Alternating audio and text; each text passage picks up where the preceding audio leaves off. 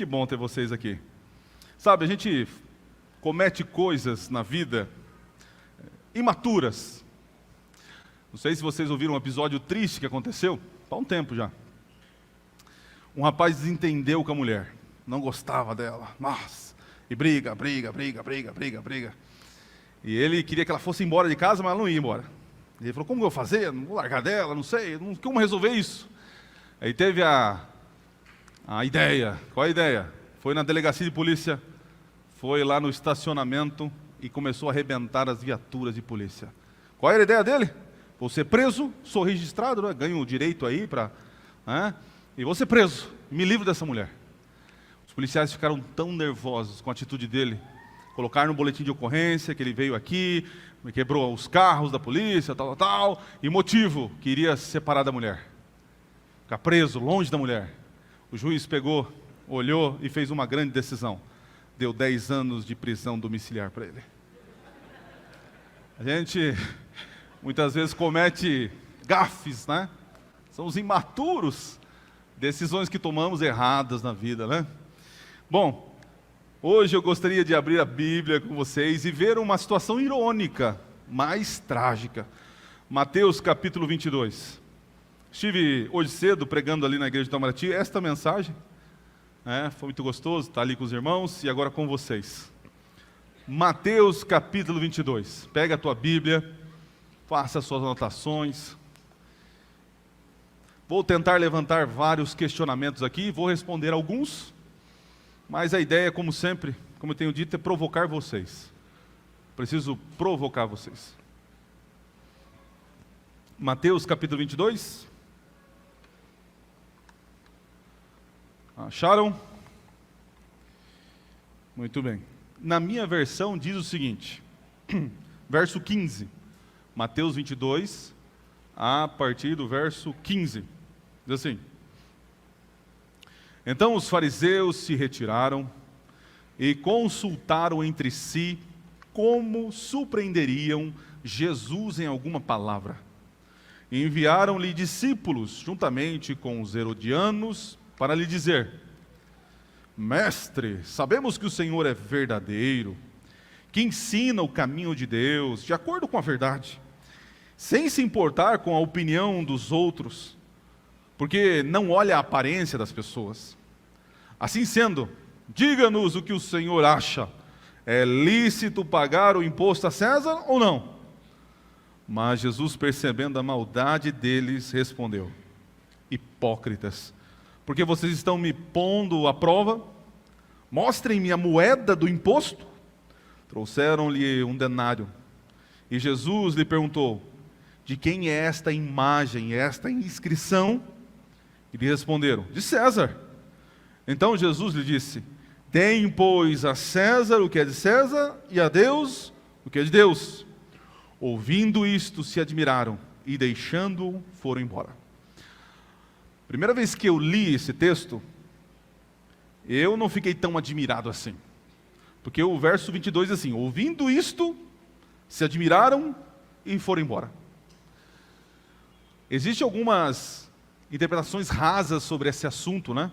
A gente usa muito esse contexto de dar a César o que é de César, de Deus o que é de Deus, e a gente coloca um monte de coisa que a gente quer colocar aqui, né?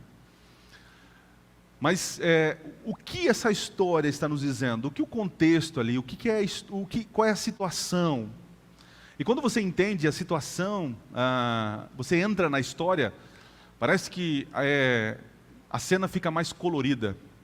E eu gostaria de trazer essa imagem para você.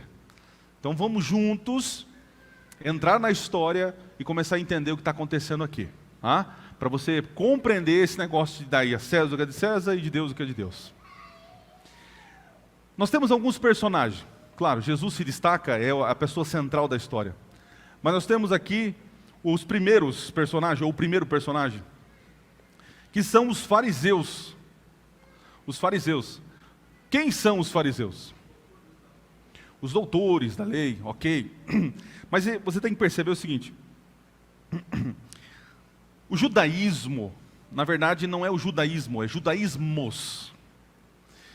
Quando eles foram presos por Babilônia, ficaram em cativo, sobrou apenas a tribo de Judá e uma outra pequena que se juntou e virou Judá.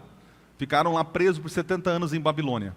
Depois, quando eles saem do cativeiro, a tribo de Judá, que sobrou, cria uma religião, a religião dos judeus, porque é de Judá. Só que dentro da religião de Israel, dos judeus, não era unanimidade em pensamento, havia discordância entre eles. Um grupo era mais liberal, helenista, espiritual, eram os saduceus. Um outro grupo era o pessoal da mão armada, da revolução, da guerra, eram os zelotes. Um outro era um grupo que até é pouco encontrado na história, é um grupo espiritualizante ou é um movimento do judaísmo que eles querem ser puros. Então, para eles, tudo no mundo está contaminado. Eles têm que viver longe do mundo. Eles são os essênios. É pouco encontrado material desse grupo, os essênios. E nós temos os fariseus. Os fariseus, eles eram, na sua raiz, doutores da lei, ok, eles entendiam da lei, mas para eles era assim, 880. Ou é isso ou não é. Só que quando contrariava os desejos deles, aí não é bem assim. Por exemplo, criaram leis, os fariseus, que no sábado não podia carregar nada. Mas eles queriam carregar, eles mesmos criaram a lei, e eles então costuram roupas na roupa para poder carregar as coisas. Então os fariseus, é conhecido por nós por hipócritas, mas eram pessoas que queriam fazer o que é certo. Mas muitas vezes utilizavam o que era errado para fazer o que é certo. Então, querido, muitas vezes você quer fazer o que é certo, e você está certo, mas a sua maneira de lidar com a situação faz com que você esteja errado. Então, cuidado para não ser justiceiro de Deus, querer a verdade, mas como que você faz isso? E os fariseus, eles queriam, se possível, até matar pessoas em nome da verdade. Você sabe que em Israel, a orientação é que no sábado não podia nem colher lenha, não é assim? Para fazer fogo. Porque quem fosse encontrado colhendo lenha seria o quê? Morto. Mas curioso, quando Roma persegue os cristãos, e agora eles querem matar o líder do cristianismo naquela época, Policarpo. E os judeus então fazem de tudo para que Roma matasse o líder cristão. Só que era sábado, houve o decreto de morte, ele vai ser queimado vivo, Policarpo. Só que é sábado, então vamos respeitar e não vamos, porque os cristãos daquele tempo guardavam também. Mas sabe o que os judeus fizeram? Não. Se o problema é lenha, espera aí. Eles foram pegar lenha para tacar fogo em Policarpo, porque eles tinham que matar o pecador. A verdade tinha que prevalecer. Mas eles mesmos colheram lenha no sábado. Olha que absurdo. Então, os fariseus, eles são aquelas pessoas que querem fazer o que é certo, mas da maneira errada. Mas tem uma outra coisa interessante aqui, um detalhe. Os fariseus, eles são nacionalistas. O que é um nacionalista? Nacionalista é aquele que ama a pátria. Eles amam Israel. É aquele que colocava que a pátria tinha que ser governada pelo Messias, não César. Então tudo que é contra a pátria dos judeus é contra eles. Então os fariseus queriam que César saísse do trono e o Messias fosse o rei. Ok? Esses são os fariseus. Só que diz que eles se juntaram com outro grupo aqui. Qual outro personagem que aparece aí? Os herodianos. Quem são os herodianos? Os herodianos, eles são não necessariamente descendentes da linhagem de Herodes, porque não teve só um Herodes, tá? Herodes o Grande, o Herodes Agripa. Então, era uma família que César colocou naquela região para ser governador. Então, os filhos herdavam essa autonomia, essa autoridade. E os auxiliares de gabinete, assim que fala, encarregados, como que é? Os do gabinete, o pessoal da... me ajuda? Assessores, obrigado. São aqueles de confiança de Herodes. Esses que estavam perto da família, que ajudavam a família, e também por ajudar Herodes e a família tinham benefícios, eram chamados de herodianos. Os herodianos eram a favor de César. Aliás, César, gente, não é uma pessoa, César é um título. Nós tivemos Otávio, César Otávio, Tibérius, o César Tibérius. Então César é o título, é o imperador.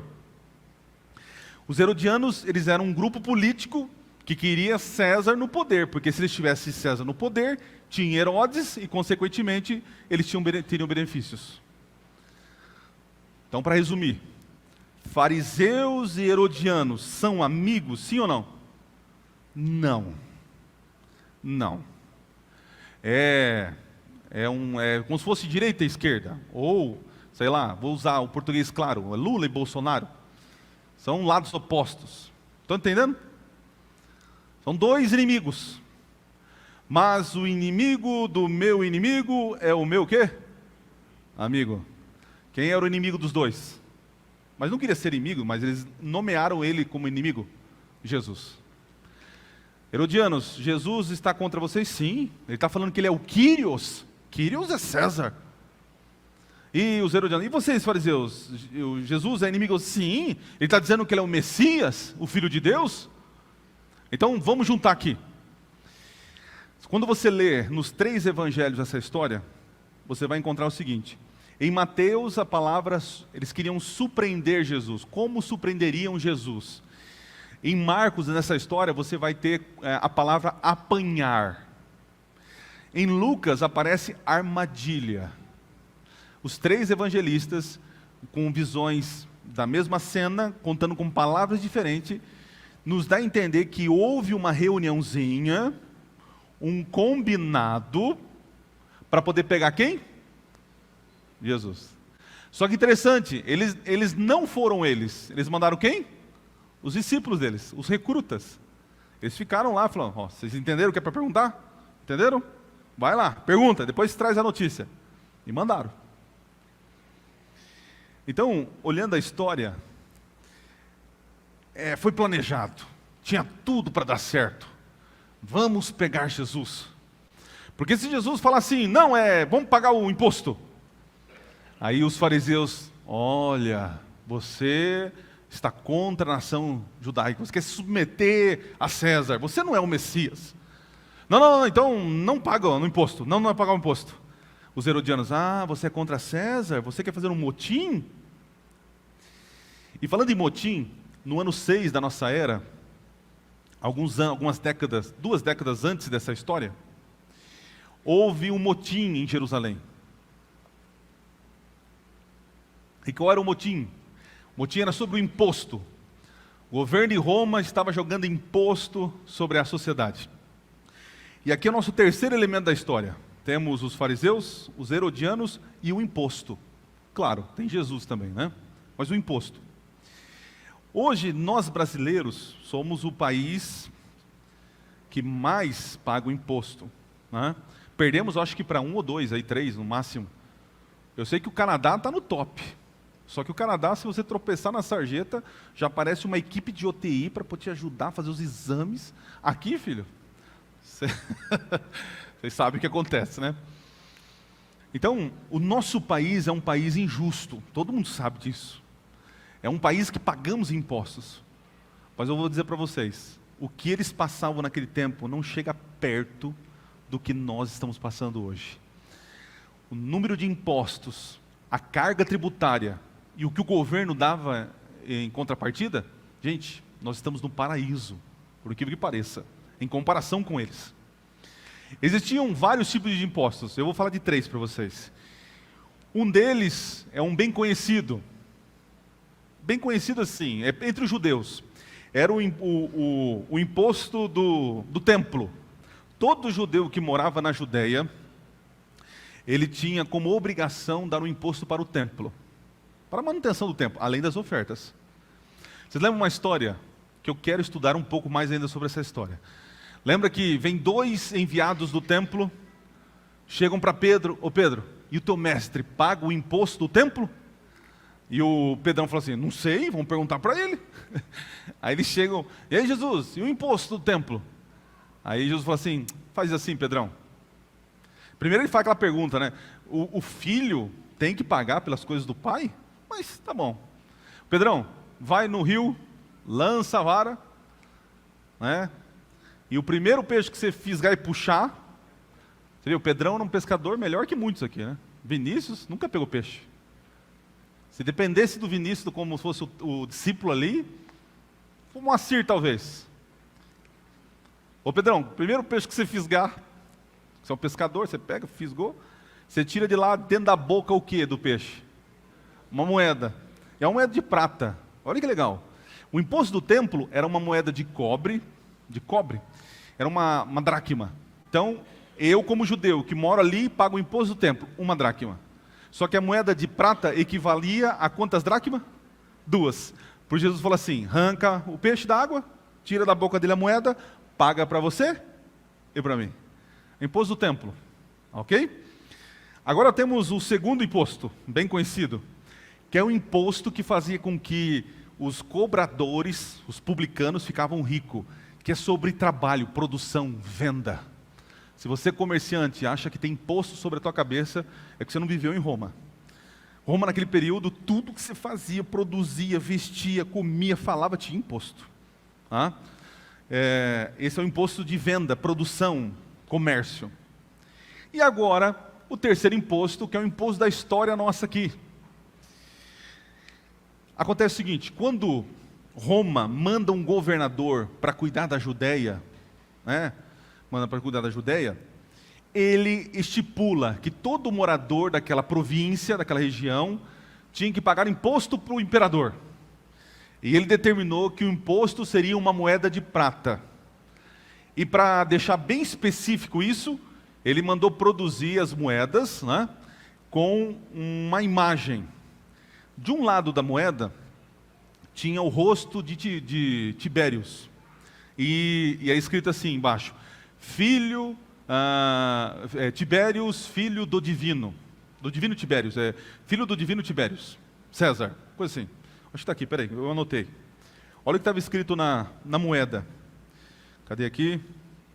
Deixei anotadinho aqui. Está escrito assim, Tibério César, filho do divino César. Então a imagem de Tibérios, do César, e escrito filho do divino César. Do outro lado da moeda, tinha uma mulher, que alguns chamavam de a deusa Pax Romana. É a paz que o império trouxe para o reino, É uma paz louca, Tipo assim, se você não se rende, você morre. Ou é paz ou é paz. E tinha uma outra inscrição nessa mulher, na moeda. Estava escrito sumo sacerdote, que podemos traduzir como pontífice ou intercessor. Interessante isso. Então o judeu, quando viu aquela moeda, e aquela moeda deveria ser entregue para César como tributo, imposto, o fariseu, o judeu, ele falou, epa, peraí, olha a blasfêmia que está aqui, ele é divino? Ele é divino? E quem é essa sacerdotisa? Eu lembrei da Manu, A Manu fala que tem sacerdote e sacerdota. Uma sacerdota.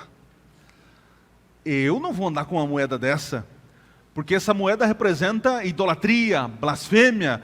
E então os zelotas pegaram em arma no ano 6 e começaram a entrar em guerra com Roma.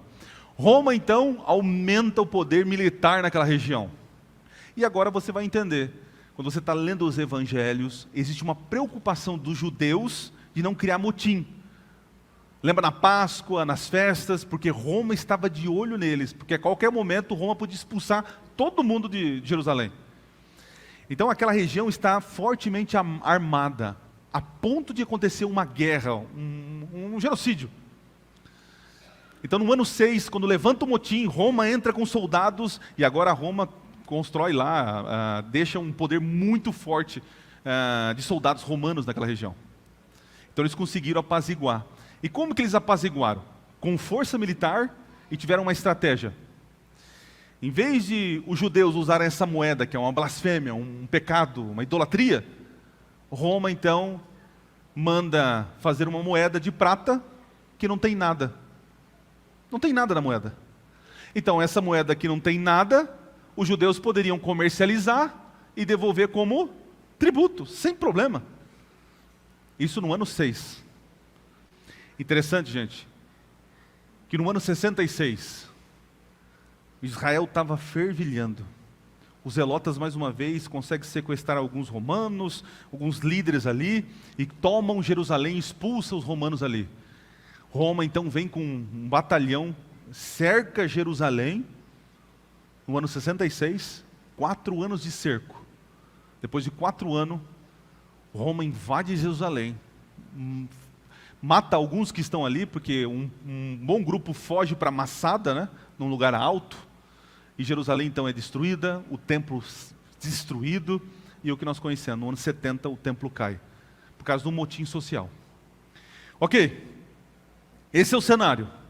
É um cenário que a qualquer momento pode ter batalha, pode ter prisão, pode ter, enfim, os judeus viviam nesse contexto. Pois bem, Mateus 22:17, vai lá. Sabendo de tudo isso, os herodianos, os discípulos, os fariseus, eles vão e fazem a seguinte pergunta, e aqui nós vamos discutir um pouco. Mateus 22:17 diz assim, ó: dize-nos, pois, que te parece? É lícito pagar o tributo a César ou não? Essa aqui é uma pergunta muito conhecida entre nós, repetitiva. É aquela: ô pastor, pode ou não pode? Pode ou não pode? Eu quero agora que vocês, usei muito o exemplo da moeda, então vamos continuar esse exemplo. Essa pergunta, vamos simbolizar por uma moeda. Só que a moeda tem 2 lados, certo? O pode ou não pode, um lado da moeda, é o lado da ingenuidade, do desconhecimento, da ignorância, do querer saber. Pastor, pode ou não pode isso? Eu não sei. E está tudo certo. E nós cristãos, líderes, nós temos que dar resposta. O povo está querendo resposta, temos que ensinar. Jesus fez isso com todos que vieram sinceramente conversar com Ele.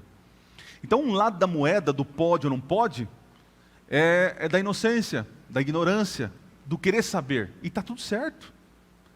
Agora existe o outro lado da moeda, do pode ou não pode. É o lado da malícia. É o lado da hipocrisia. É o lado daquele que quer um limite para pecar ou um apoio para seguir seu caminho. Vou dar exemplos. Muitos chegam para nós, para mim: pastor, pode ou não pode fazer tatuagem? E eu falo assim para eles: pode? Oxe, pode. Faz lá um tribal que você quiser fazer. Pode. Mas antes de fazer, deixa eu perguntar algo. O que está te incomodando? Você não está satisfeito com a imagem de Deus em você? Por que você quer fazer uma tatuagem? Você entende que você não está completo, que você não é bonito o suficiente, que você precisa de uma obra humana, artística em você para te dar alegria? Por que você quer fazer isso? Eu, Adriano, tenho uma tatuagem. Ah, é, pastor? Tenho. Um dragão de 30 centímetros nas costas. Ah, você tem, pastor? Tenho. E sabe quando eu fiz? Quando eu estava fora da igreja, longe de Deus, bêbado, buscando prazer onde não existe. Fiz a idiotice da tatuagem. E graças a Deus que eu fiz nas costas, ninguém vê. Para que você quer fazer isso? Mas pode fazer? Filho, você pode fazer o que você quiser. Jesus, ele diz que ele é a porta do aprisco, não é assim? E ele diz que o aprisco fica o quê? Fechado ou aberto? Fechado ou aberto? Aberto. As ovelhas podem entrar, como pode também? Olha que Deus de amor. Você é livre. E quando escolher ficar dentro do aprisco, fique satisfeito. Mas eu não quero você aqui dentro com o coração dividido.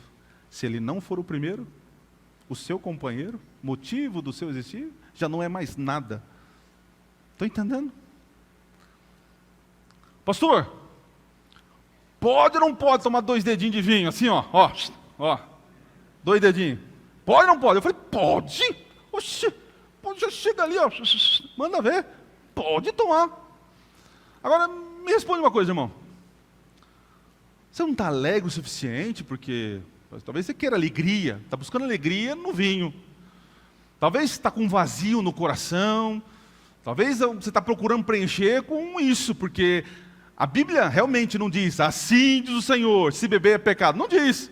Mas ela diz assim, o tolo bebe, o insensato bebe, o inteligente foge da bebida. Vou dizer algo para vocês, um pecadinho aqui. Só nós e a internet. Teve um encontro de casais, acho que já contei aqui, mas vamos contar de novo. Tem um encontro de casais, um amigo meu ligou, André, você está morando em Jundiaí? Estou morando. Ó, tem uma fábrica ali de espumante, de champanhe. Compra lá para nós a champanhe sem álcool. Você compra? Compro. Aí mandou o dinheiro, aí a Poliana foi lá na fábrica, e ela viu aquela um monte de espumante, aquela coisa toda tal, e comprou não sei quantas caixas. Aí o rapaz gostou da compra, gorda, né? Só que era sem álcool, por encontro de casais. Aí o rapaz falou assim, olha, a gente quer doar para você uma, mas é com álcool e tal, né? Aí a Poliana não faz nada sem perguntar para mim, né? Ligou para mim, amor, estamos ganhando um brinde, vamos ganhando um brinde, o que é, né? Um espumante, uma cerveja, não, uma champanhe, mas é com álcool. E aí? Aí eu falei, qual é o sabor? Falou, tem lá um citros, traz aquela lá, hoje à noite vai ser especial. Ah, sério, amor? Eu falei, traz. Não tem irmão com você aí não, né? Não, então tá bom. Chegamos em casa, enrolamos a Manu, colocamos para dormir. Vixe, ganhei Vale Night.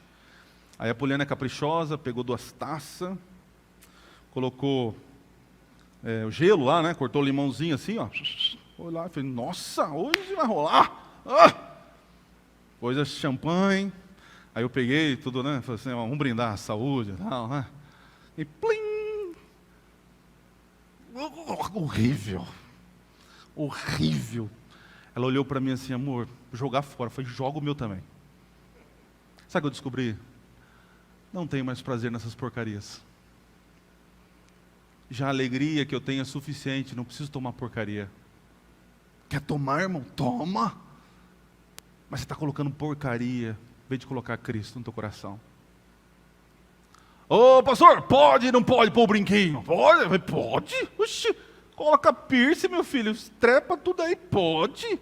A porta está aberta, filha, você entra e sai. Mas como que é isso, pastor? Opa, quando eu quis eu furei a orelha, não, eu só furei a orelha, foi só a orelha. Aí eu pergunto, mas por que você quer furar, querido? Porque na Bíblia, e eu vou ser real com vocês, não tem, assim diz o Senhor, é pecado usar joia. Não tem isso. Só que toda vez que Israel entrava em adoração a outros ídolos, que o coração estava longe de Deus, qual era a primeira prática de Israel? Sabia? Entende? Aí a gente usa um argumento, a vaidade. Tá, mas o que é vaidade? A vaidade eu coloco. Não é, o argumento certo não é vaidade. É questão de vaidade. Não, é o teu coração, querido. Onde está teu coração? Está nisso ou está no Cristo? E outra, numa Ferrari, você coloca adesivo numa Ferrari? Precisa pôr. Isso é uma Ferrari, cara. Um Lamborghini? Não o William, né? O William não. É um Fusquinha ali, mais ou menos. Você não coloca adesivo? Então veja, a pergunta pode ou não pode, tem 2 lados. Tem um lado da inocência, eu quero saber, pastor, eu quero conhecer, e está certo, vamos responder, realmente, diz assim, e orienta de maneira livre a dizer, a porta está aberta, mas um dia a porta fecha, não vai ficar lá fora, vem para dentro. Onde está teu coração? Está lá fora? Mas vem para dentro. E tem um outro lado da ignorância, a pessoa já sabe a resposta. A pessoa ela já está meio perdida ali, o Espírito está falando no coração dela, mas ela precisa procurar alguém para achar uma coisa.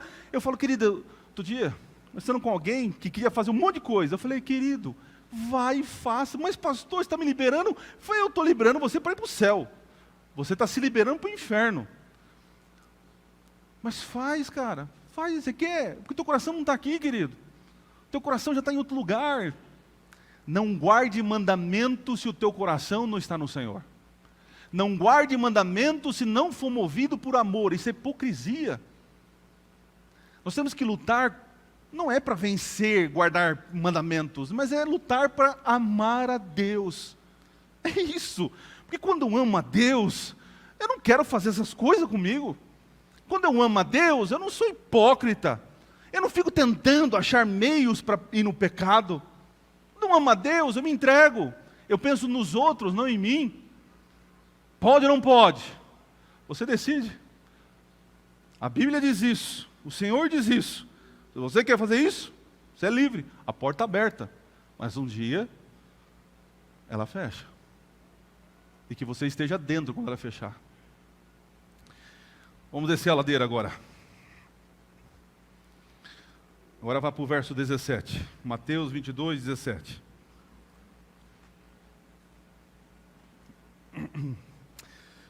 Não, 16, é um anterior. Enviaram-lhes discípulos, 22, 16. Enviaram-lhes discípulos juntamente com os herodianos para dizer-lhe: Mestre, sabemos que é verdadeiro e que ensina o caminho de Deus de acordo com a verdade, sem te importares com quem quer que seja. Por que não olhas a aparência do homem? Interessante que Jesus chama eles de hipócrita. Mas espera aí, esse discurso aqui é verdadeiro ou é falso? O que vocês acham? É totalmente verdadeiro. Jesus é isso aqui. Jesus é esse Deus aqui. Só que tem um problema sério. Aqui a boca está falando, mas o coração não está cheio. A hipocrisia está num discurso verdadeiro, ao qual as pessoas que estão discursando não crê. Não crê. Talvez você seja um crente que guarda mandamento, fala das 3 mensagens angélicas, fala do sábado, não come isso, não come aquilo, mas no teu coração você está se lambuzando do pecado. É hipocrisia. Deus não quer um coração dividido. Ou ama o Senhor, ou ama o mundo. Ou ama as coisas do mundo. Era verdade o discurso, é isso mesmo, Jesus é tudo isso. Porém eles não acreditavam. Aí está a hipocrisia. Eles queriam pegar Jesus. Agora, entra em cena a maravilhosa pessoa de Jesus Cristo. Cadê a Dani? Me ajuda, Dani. Agora o universo para. Diante de uma cena, qual será a resposta? Se ele falar, paga imposto, Israel se levanta e você não é o Messias. Não paga o imposto, você quer um motim contra César? Então Jesus diz o seguinte, verso 18. Jesus, porém, conhecendo-lhes a malícia, respondeu: Por que me experimentais, hipócritas? Jesus, no seu tom de misericórdia, ele questiona as intenções das pessoas. Jesus é um ser que não julga e não condena sem que as pessoas tenham sido confrontadas com o erro. Talvez nessa manhã, Deus está confrontando você com a tua hipocrisia. Mas louvado seja Deus que você está sendo confrontado aqui. E hoje existe possibilidade. A porta está aberta. Abandone a hipocrisia. Abandone os teus interesses. Pare de ficar achando um jeitinho para pecar. Quando eu saí dos caminhos do Senhor, eu chutei um balde. E eu fui entender de forma prática quão mal é o mal.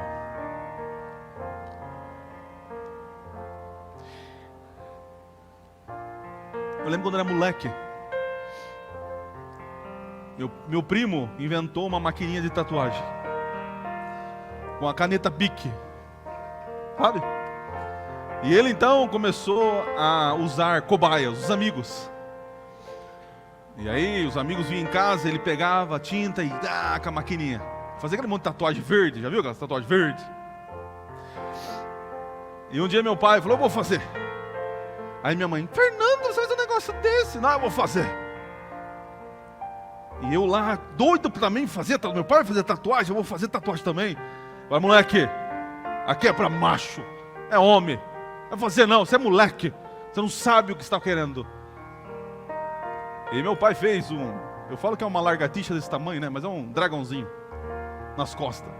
Chorou que nem criança para fazer o negócio. Interessante, anos atrás, anos à frente, quando eu estava longe de Jesus, longe do carinho de pai, quando eu penso em fazer uma tatuagem, o que eu faço? Um dragão, porque era símbolo do meu pai. Interessante, né? Ele fez um desse tamanho, eu fiz um desse tamanho. O vazio era maior. Querido, lá fora o vazio é imenso. O vazio é profundo. Você começa numa bebida, começa numa música, começa numa tatuagem, e assim vai. Não tem limite. O vazio existencial do ser humano sem Deus, sem ele entender quem ele é. Jesus fala assim: por que estão fazendo isso comigo? Faz assim. Dá para mim, mostra para mim a moeda do imposto. É interessante isso. Jesus não pediu para os discípulos: ô gente, me dê uma moeda aí. Pedrão, dá a moeda aí. Não. Para quem ele pediu? Os fariseus e herodianos. Então tá, mostra para mim a moeda do imposto. E os fariseus: aqui. Ah, tá aqui, ó, a moeda. E Jesus falou assim: você está andando com a moeda? A moeda que o nosso povo entende que é uma idolatria.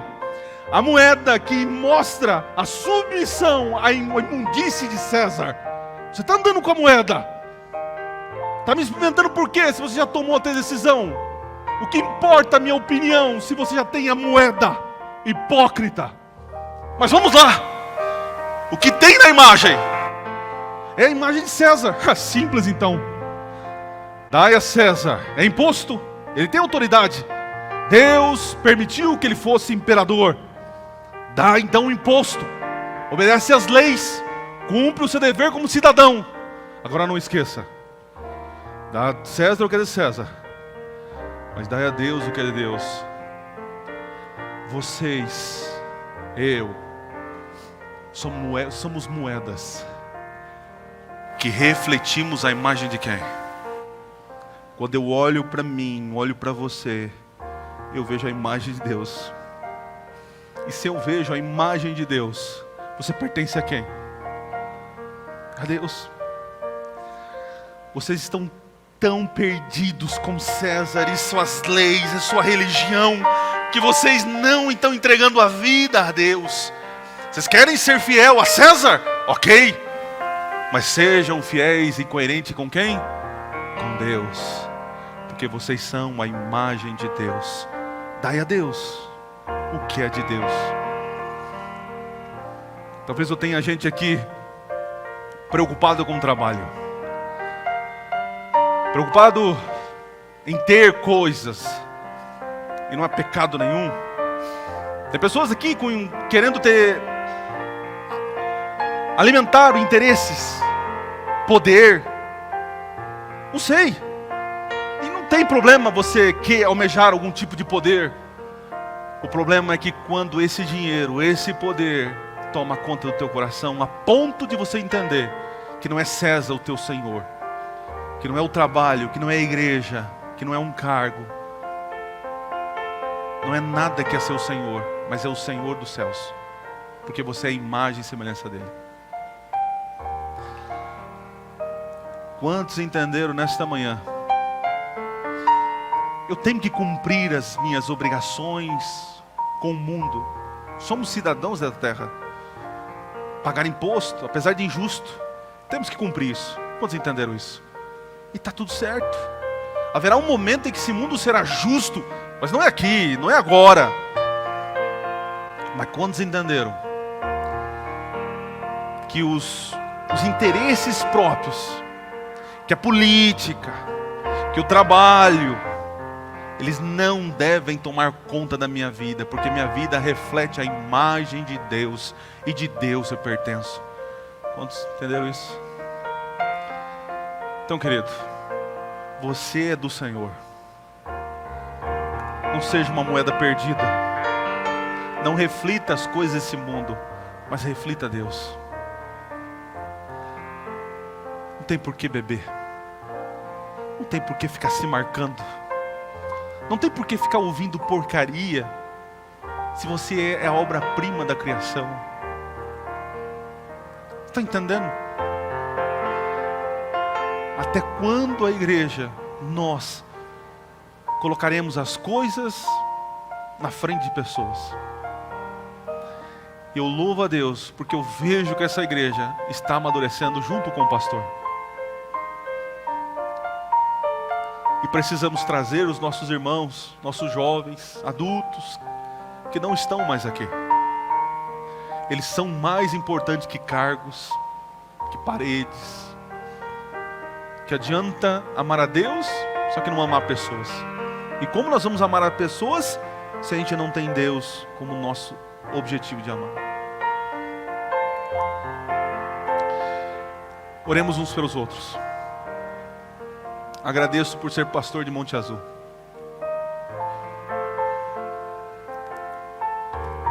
E espero deixar um bom legado aqui. Principalmente vamos amar mais as pessoas do que as coisas. Amém? Vamos ficar em pé. Vamos orar. Agradeço a sua companhia. E espero em Deus que a nossa unidade seja mais fortalecida cada dia mais, apesar das diferenças, que não tenhamos partidos políticos, interesses próprios aqui dentro. Que o nosso interesse comum seja ajudar pessoas. Oremos.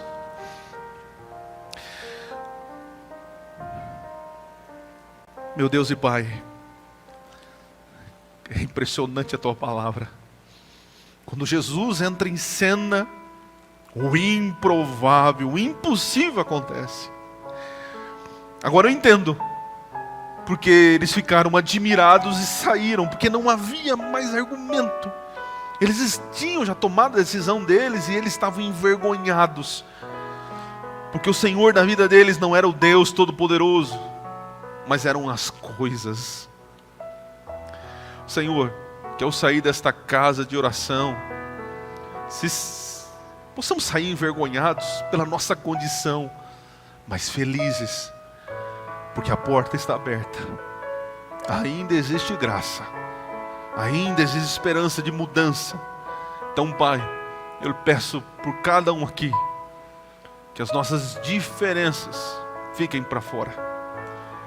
Que a nossa unidade como igreja tenha o fator motivador, amar e cuidar de pessoas. Abençoe os próximos líderes desta igreja, que sejam pessoas altruístas como nós, que sejam servidores como nós, e que juntos com ele e com esse pastor pecador, nós possamos virar Monte Azul de ponta cabeça. Muda o nosso coração e nos ajude a devolver o que é de teu direito, Senhor, a nossa vida. Eu lhe peço mais uma vez, que a graça de Jesus, o amor de Deus o Pai e a consolação do Espírito esteja sobre todos nós. E a igreja diga: Deus abençoe vocês. Vão na paz do Senhor.